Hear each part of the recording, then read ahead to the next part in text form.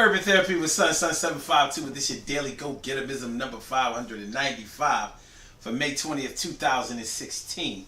Tonight I want to talk to y'all about being friends with your kids. Being friends with your kids. Parents being friends with their kids. We hear people talk about this all the time. And normally when we hear it, we hear people blaming parents for being too much of friends with their kids instead of being parents. Personally, I don't see why you can't be both. You know, I mean, when you talk about being friends with your kids, it just means, to me, that you have a good relationship with your kids. It means that you are accessible to your kids. It means that you are approachable to your kids.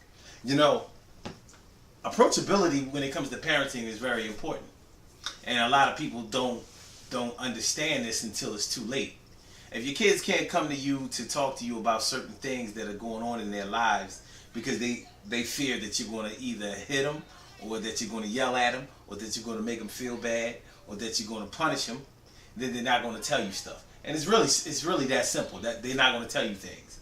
I was a teenager before. People watching this video, y'all were probably teenagers before too.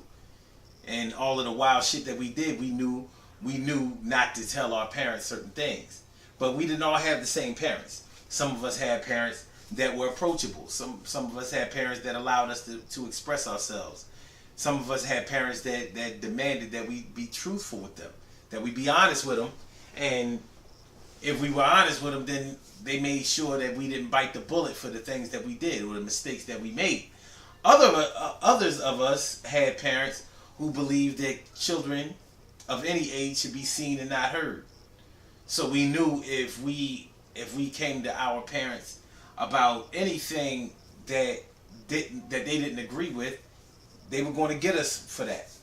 They were going to punish us. They were going to make sure that we didn't think about being honest with them again. And that's really what it all boils down to.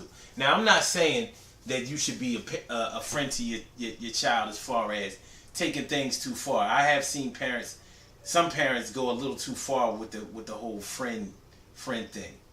Taking their kids to the club, wearing the same clothes as their kids, getting involved in teenage or childish activities. And I don't mean as a chaperone or as a guide or somebody that is responsible for them. I mean doing things with them that they ain't got no business doing.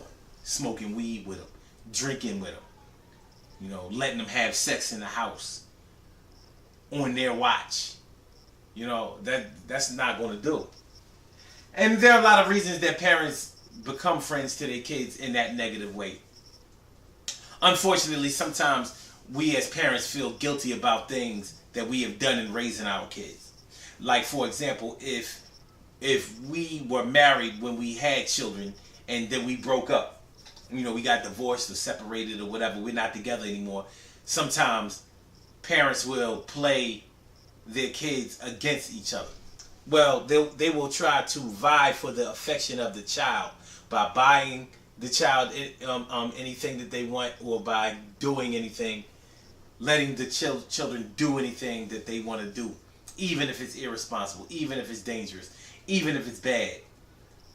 So we wind up lacking and slacking on the discipline when it comes to them because we feel bad that we're not with the other parent anymore.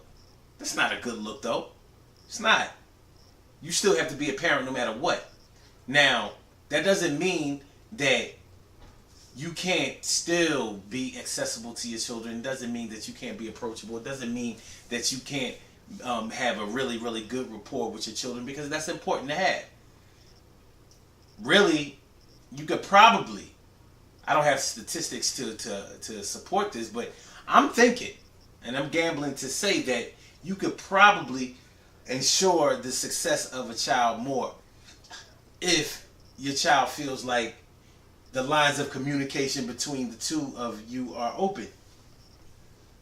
So if they get into something at school, you know how kids get teased at school, kids get bullied at school, kids get into drugs at school, kids get curious about sex at school, kids rebel at school, they, you know, talk back to teachers and all of that kind of stuff. None of those things are particularly good.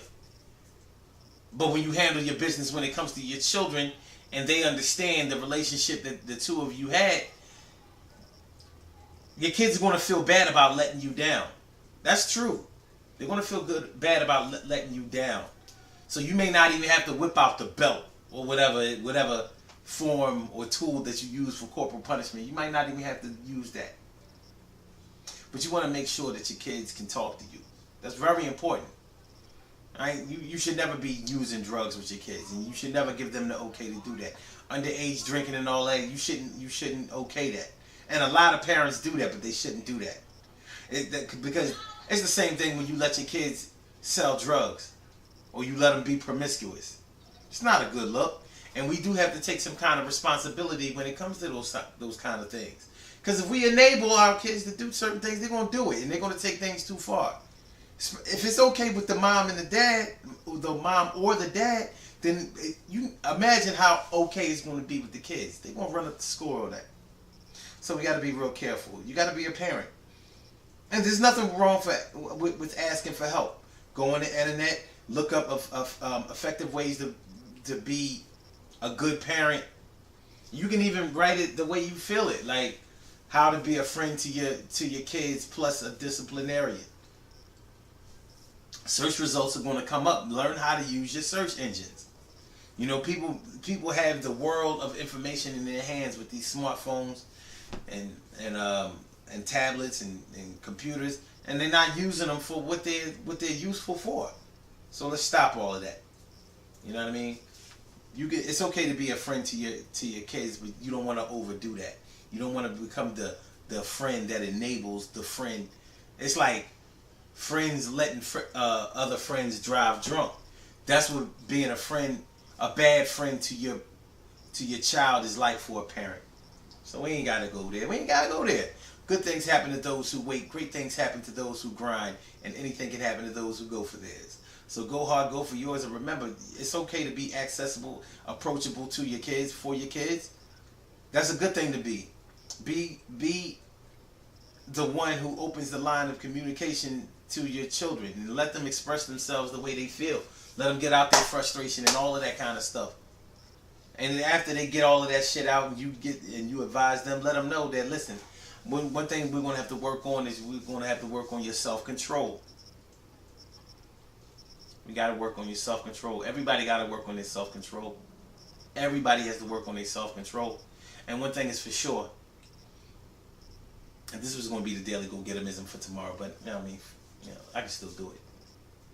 If you can't control yourself, you can't expect anybody else to control themselves. You can't do that. You're out of control. You can't expect people to try to control you when you're out of control.